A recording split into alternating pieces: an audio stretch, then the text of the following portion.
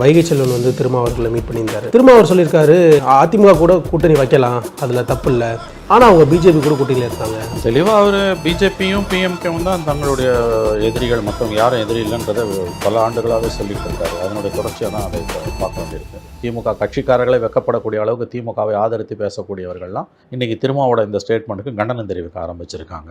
அதிமுக ஒன்றும் தீண்டத்தகாத கட்சி கிடையாது. பாஜக அடிப்படையில் ஒரு மதவாத கட்சி, பாமக ஒரு ஜாதிய கட்சி. இதுதான் என்னுடைய நிலைப்பாடுன்னு திரும்ப பல ஆண்டுகளாகவே சொல்லி வரார். அந்த கோணத்தில் பார்க்கும்போது இது ஒன்றும் தவறான கருத்து கிடையாது. தவறு சரின்னு எதுவுமே கிடையாது, அவங்களுடைய நிலைப்பாடை பொறுத்தது. இதை ஏன் அவர் சொன்னார்னா, கண்டிப்பாக திமுக மீது தனக்கு இருக்கக்கூடிய அதிருப்தியை தான் அவர் வெளிப்படுத்தி இருக்கிறார் என்று தான் அந்த கேள்வி தான். ஏன்னா தேர்தல் நெருங்கிட்டு இருக்கு. திருச்சியில் வந்து ஒரு மிகப்பெரிய மாநாடு ஒன்று கூட்டியிருந்தாரு, அவ்வளவு தொண்டர்கள் வந்திருந்தாங்க. ஒரு நல்ல ஒரு மேசிவ் மாநாடாக கூட அது இருந்துச்சு.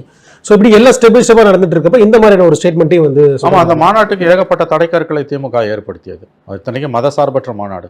ஒரு முருகன் மாநாட்டுக்கு தடைக்கற்களை ஏற்படுத்தினா சரி, இந்துத்துவா கால் பதிக்க அதை தடுக்க விரும்புகிறாங்கன்னு கூட சொல்லலாம். அதுவே தப்பு, ஒரு அரசு செய்ய முடியாது. அது உங்கள் தோழமை கட்சி, உங்கள் கொள்கையை தான் அவங்களும் பிரதிபலிக்கிறாங்க. மத சார்பின்மை என்ற ஒரு உயர்ந்த கோட்பாட்டுக்காக அவங்க மாநாடு நடத்தும் போது அந்த மாநாட்டுக்கு ஊர்வலத்துக்கு 1000 கண்டிஷனை போட்டு அவங்கள வந்து ரொம்ப நெருக்கடிக்கு உள்ளாக்கி தான் அந்த மாநாடை நடத்த வச்சுருக்காங்க. இந்த கோபம் எல்லாம் அவருக்கு தொடர்ந்து இருந்து கொண்டிருக்கிறது. திமுகவோட தோழமை கட்சிகளே இன்னைக்கு விரும்பினா மாநாடு நடத்த முடியாத சூழல் தான் இருக்குது. 10 மாதங்களுக்கு முன்பு சிபிஎம் உடைய தமிழ் மாநில குழு மாநாடு விழுப்புரத்தில் நடக்கும்போது அதற்கு அனுமதி கொடுக்காம இழுத்தடிச்சு அதை வெளிப்படையாகவே அன்றைய அவங்க கட்சியோட பொதுச் செயலாளர் பாலகிருஷ்ணன் வெளிப்படையாகவே சொன்னார், எங்களை இந்த அளவுக்கு அலக்கழிக்கிறாங்க அப்படின்லாம் சொன்னார். தோழமை கட்சிகளுக்கு எவ்வளவு நெருக்கடியை கொடுக்க முடியுமோ அவ்வளோ தூரம் திமுக நெருக்கடியை கொடுத்துக்கிட்டு தான் இருக்குது. தோழமை கட்சிகளோட வாக்குகள் மட்டும் வேணும், ஆனால் தோழமை கட்சிகள் வளர்ந்துடக்கூடாது. இன்க்ளூடிங் திமுக கூட்டணி கட்சிகளுக்கும் கூட அதில் வந்து பங்கு கிடையாது என்பதுதான் திமுகவோட தெளிவான ஒரு நிலைப்பாடாக இருக்கிறது. திருமாவுக்கு திருச்சி மாநாட்டுக்கு ஏகப்பட்ட இடைக்கற்கள், சிபிஎம்முக்கு 10 மாதங்களுக்கு முன்பு விழுப்புரத்தில் நடத்தின மாநாட்டில் அவங்களுக்கு வந்து ஏகப்பட்ட தடை, அதை வெளிப்படையாகவே அவங்க சொன்னாங்க. கடைசியாக ஒரு பாலகிருஷ்ணா பொதுச் செயலாளராக இருந்த அந்த மாநாட்டில் தான் அவர் இறங்கிட்டு சண்முகம் வந்தார். ஆகவே இதில் ஒரு மெத்தட் இந்த மேட்னஸ் ஒரு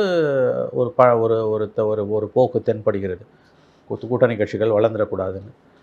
அவர்களுடைய ஸ்பீச்சு அதிமுகவோட போகலான்னா அது இந்த வெறுப்பின் அடிப்படையில் வந்ததுன்னு தான் நம்ம பார்க்கணும். அப்படி அவர் போனார்னா அதுக்கு முழுக்க முழுக்க திமுக தான் காரணம். ஒன்று நல்லா தெரிஞ்சுக்கோங்க, தமிழ்நாட்டில் தோழமை கட்சிகள் திமுக விட்டு வெளியில் போனாலோ, பாஜக வலுப்பெற்று ஆட்சி அமைத்தாலோ முழுக்க அதுக்கு திமுக மட்டும்தான் காரணமாக இருக்க முடியும்.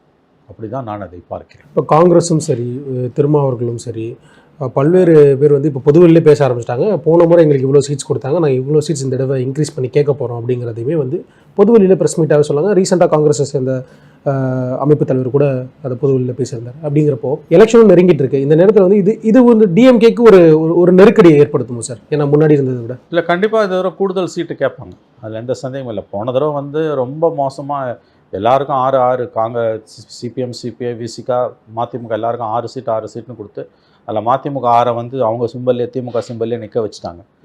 அதனால் 3 பேருக்கு தான் கொடுத்தாங்கன்னு எடுத்துக்கணும். சிபிஐ, சிபிஎம், விசிகாவுக்கு தலா 6 சீட்டு, காங்கிரஸுக்கு 25 சீட். இந்த முறை கண்டிப்பாக அவர்கள் அதை ஒப்புக்கொள்ள மாட்டார்கள்.